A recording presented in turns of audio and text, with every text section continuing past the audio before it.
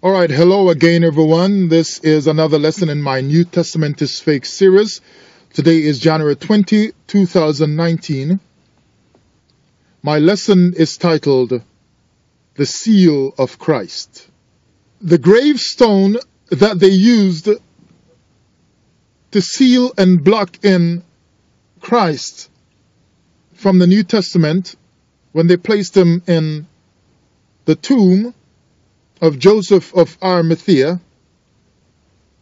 was a stronghold of deception that guaranteed that you would be deceived for 2,000 years. This stronghold operates in all Abrahamic religions and movements that teach the salvation at Calvary through the work of Jesus. Yeshua HaMashiach is a heavenly stronghold and a biblical deception. Let's read a little bit, some of the verses from Matthew chapter 27, verse 59 to 66.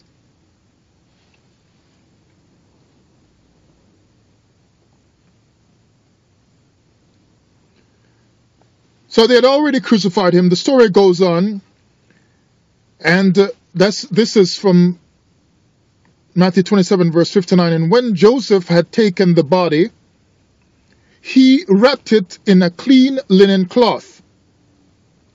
See all these words they put in here to make you feel there was something holy and righteous, because it was clean and it was linen. Special fabric, right? And laid it in his own new tomb, which he had hewn out in the rock, and he rolled a great stone to the door of the sepulchre, and departed. And there was Mary Magdalene and the other Mary sitting over against the sepulchre. I'll skip a verse or two.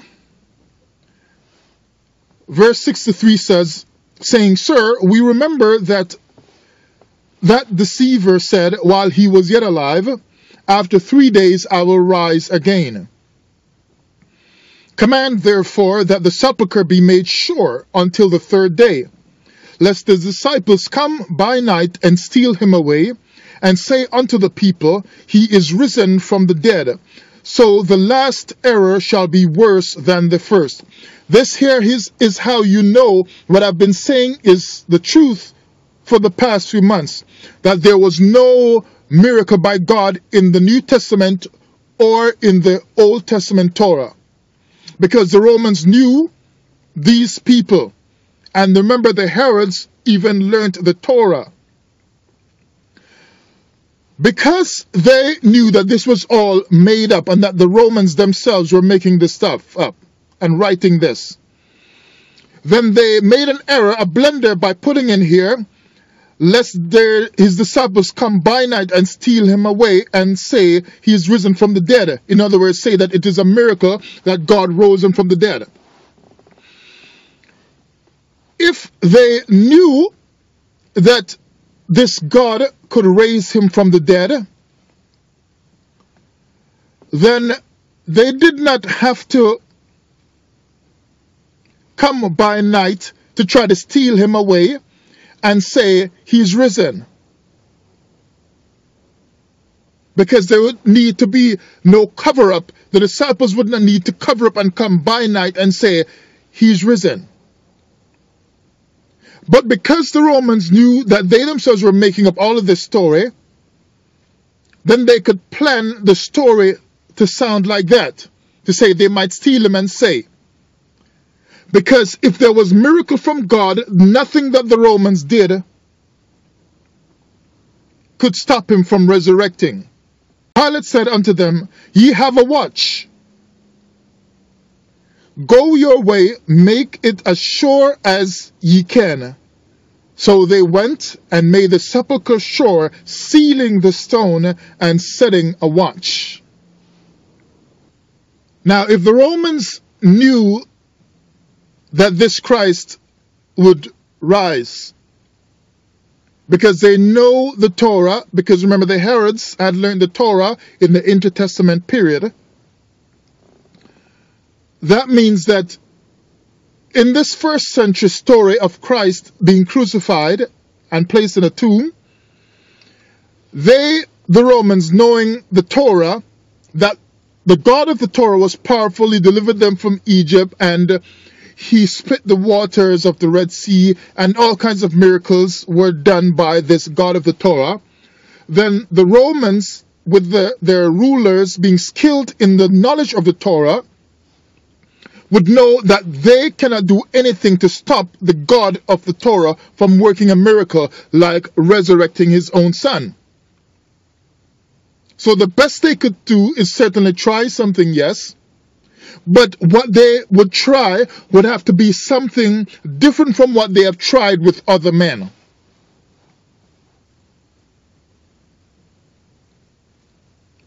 It says they sealed him intact to make sure he could not get out. So it's like kind of like this big round stone, they said, probably like a ball, that would be like in a little ditch cut out, and cut out, and they would just roll the stone down, and it would fall in that little ditch right by the opening, and it would just lock in the body. So when Jesus got up, he couldn't get out.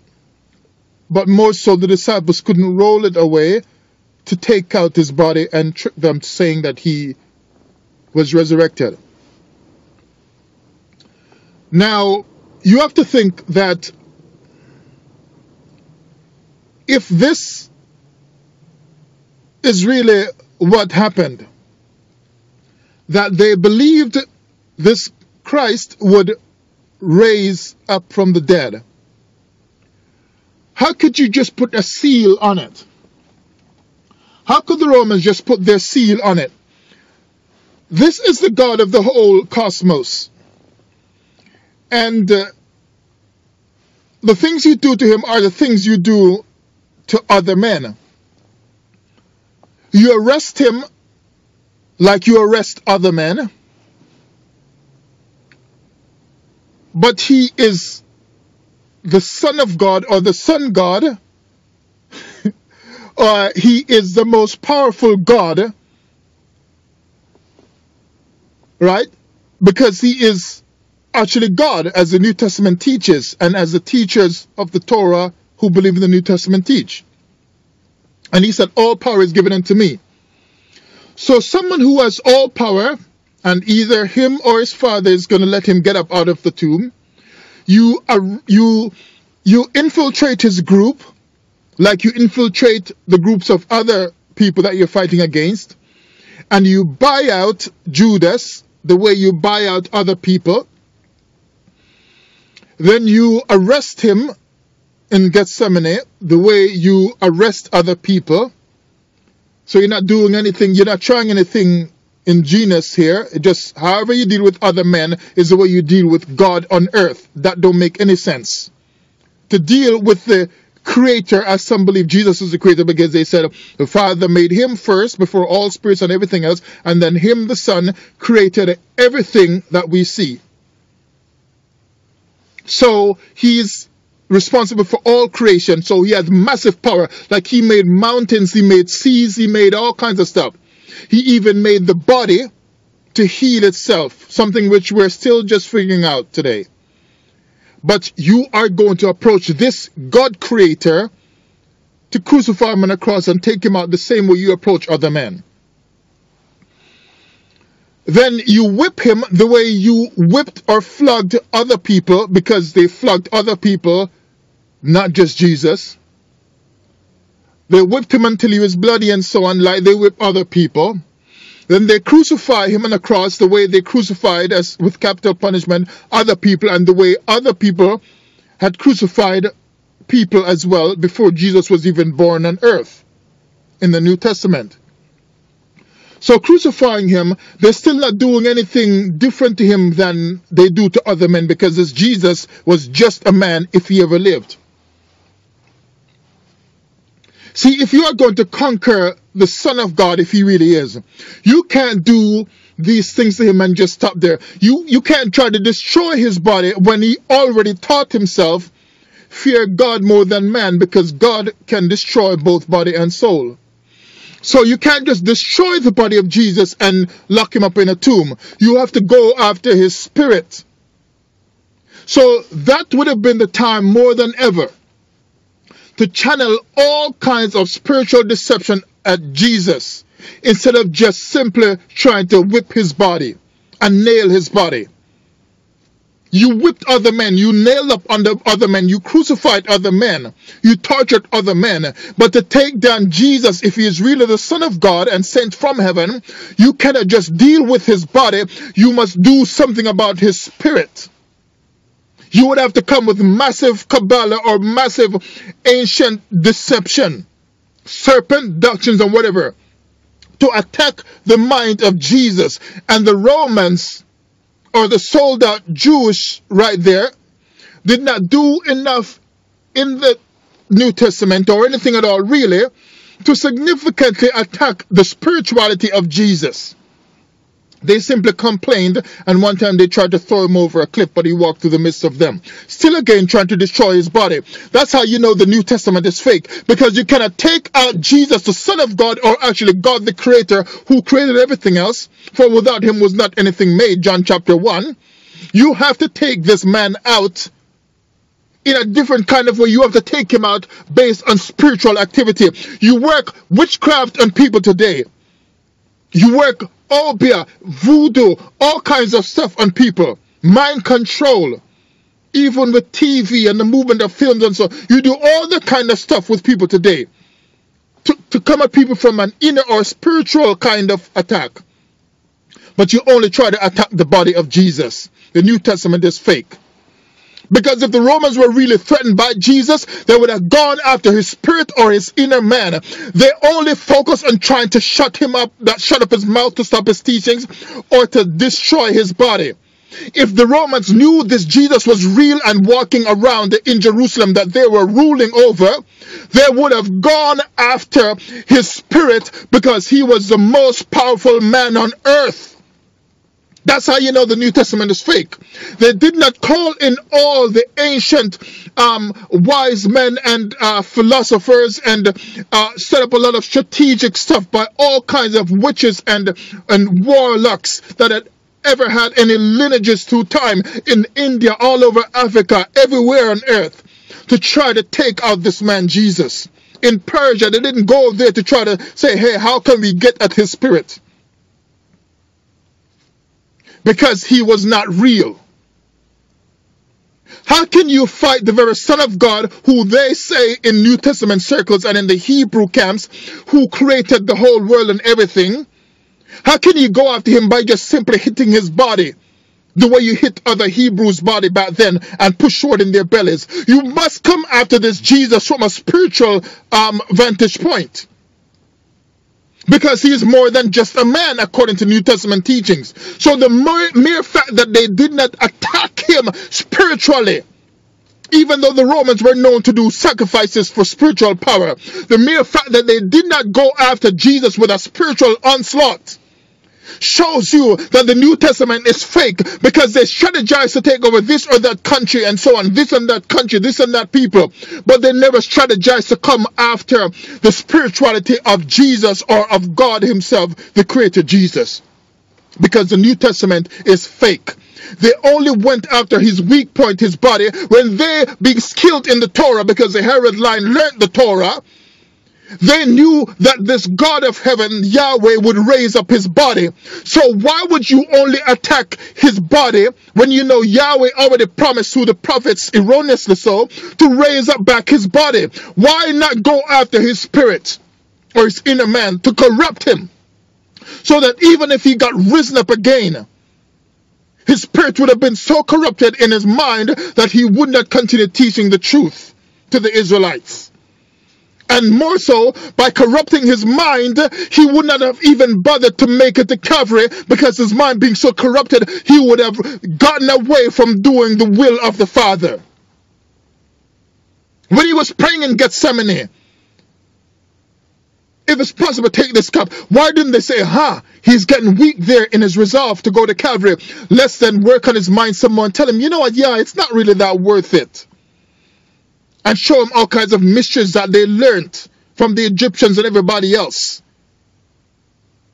They didn't do that. From the Romans' dealings with what they learned of spiritual things in India, they didn't do that. Because the spiritual teachings of India are in the Torah and were used to make the Torah. So why did they? They're drinking out of skulls in India. Yet you hear about a skull, Golgotha Hill. You're telling me this is not what made the Bible? Check the spiritual teachings of India. You'll find it all throughout the Old Testament and the New Testament. But when you read of New Testament history or biblical history, you will hear so much about the Romans and the Persians and the Babylonians and so on. You don't hear much about India, the missing link to the Torah and the New Testament deception. Notice some time ago, it was on the news, the Pope said some message of thanks or something like that to our brothers in India. Hello, people, I'm waking you up at another level. Yet you'll find India mentioned in the Torah, but anything is hardly taught about India's connection to. And did you check out anytime recently the connection of India today to Israel today? Anyway, let's get back to it. So the Romans, they strategize for war and they come from every angle. Just like even the US today or any country going to war, they find out their enemy and they find out the strengths and the weaknesses so they can strategize and plan. They got a plan A, plan B, plan C and so on. And they work on it and say, this is what we'll do and this is the best way to attack. The best way to attack Jesus would have been to attack him spiritually, but they only attacked him physically to destroy his body. They never did anything to attack his spirituality because they knew he was not a real man walking around in Jerusalem 2,000 years ago, and he never came from no heaven, and that the New Testament was just something they were writing. The New Testament is fake. One thing they could have done, seeing that they failed to go after him spiritually, at least dismember his body and maybe burn it or put it different places. Bury it different places. Instead, Joseph put him in the tomb and locked him in. And then the Romans, pretending to be afraid of the story that they're making up, put their seal on it and put a watch. So you know this man is going to get up and he's going to, according to your fear, walk out of the tomb. Why don't you take his legs? Why don't you dismember him? Why don't you do everything in your power to stop him from walking out? If he comes to life, he can't get out because he needs the body intact. And you know the Torah because the Herod line studied and knew the Torah very well, that he is going to come out back in a body and walk around. And Isaiah says eventually when he comes back, like the Hebrews are teaching, he's going to start killing people from the east and make his way over to the west, destroying people. So he needs his body. He even would prove with his body that he was erected, saying, look at my wounds in my hands. Look at my wounds. Yet, they don't even try to cut off his hands or his wrist so that he has no wounds to show, and burn those hands so that he has no wounds to show. Because even if you say, well, God could have given him back a hand, then what, God is going to give him fake wounds? Because if he shows those hands with the creator giving him, his father giving him fake wounds, when he says, these are my wounds which I got on the cross, it would have been a lie, because he never got those wounds on the cross, because God just gave him fake new wounds to pull off the resurrection. My camera was falling there. Right? So the moment they cut off his hands, seeing that they knew the Torah inside and out, right? Because even in their Apocrypha, they're talking about how the Greeks are fighting the some of the Hebrews and they burnt them in a cave when they're hiding and attacked them on the Sabbath day because they knew the Torah and knew that these people they're not going to fight you on the Sabbath day. So since they know that the Torah says his body would not be corrupted in the grave, they could have then fought the fulfillment of prophecy and chopped off his hands and go burn it up so the wounds can never be found. And by burning it and chopping up his body, they would have corrupted his body and his body would have seen corruption. Even though it was already corrupted by nailing him up. That is a corruption of the body. But further to that, they could have burned up the body and made it into one of their sacrifices. They're sacrificing the Son of the living God of the Hebrews. Instead, all they did was put their seal on it. The same way they sealed the other stuff in their empire. So they treated him by sealing the tomb the way they treat every other business that they're doing in the Roman Empire. They didn't do anything different. They could have dismembered the body. They did everything the way they would do to any other man or any other business operation or any other war effort in the Roman Empire. They did not do anything different to approach a man who had all the power of heaven and earth inside of him. Because they were not strategizing that much, because they knew this was just a story, it was not real. Why would you see the Son of God coming to earth and just go after him the way you would go after any other man on earth? It's because the New Testament is fake. All they did was seal the tomb and put a watch there. They could have dismembered the body, cast it away, let his bones just dry up, while they have the bones, the parts decaying in many different places, and even show proof that if you see this Jesus so-called resurrected and his disciples preaching around the streets of Jerusalem again, he resurrected, here he is, they could have pulled out the bones saying, nah, here he is.